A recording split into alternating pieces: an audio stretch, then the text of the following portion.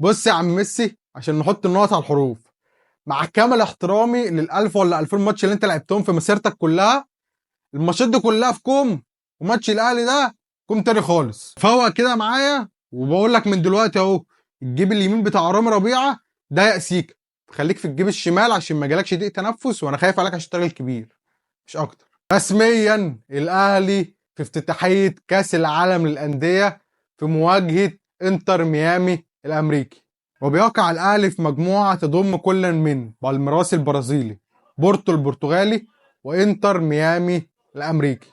حدث تاريخي للجيل ده في الاهلي، ولازم يستغلوها صح. انت مش بس هتشارك، لا انت كمان انت وقعت في مجموعه كويسه تقدر اللي انت تصعد كمان منها، وكمان انت اول ماتش في الافتتاحيه هتلاعب صاحب الكوره، فانت مفيش احسن ولا امتع من كده. يعني انا لو لعيب في الاهلي انا مش هنام من دلوقتي لغايه يوم الماتش بصراحه، يعني خلاص انا حياتي كلها هتتقفل. مفيش اهم من كده يا جدعان. يعني ايه؟ طيب ايه يعني؟ هات لي ماتش في مسيره اي لعيب من اللعيبه اللي هتلعب دي كلها اهم من البطوله دي واهم من الماتش ده. والممتع كمان ان الماتش ده معلوش ضغوطات، ولا اللعيبه بقى هتنزل شايله هم، لا انت هتنزل تستمتع، ماتش للمتعه للجماهير وللعيبه.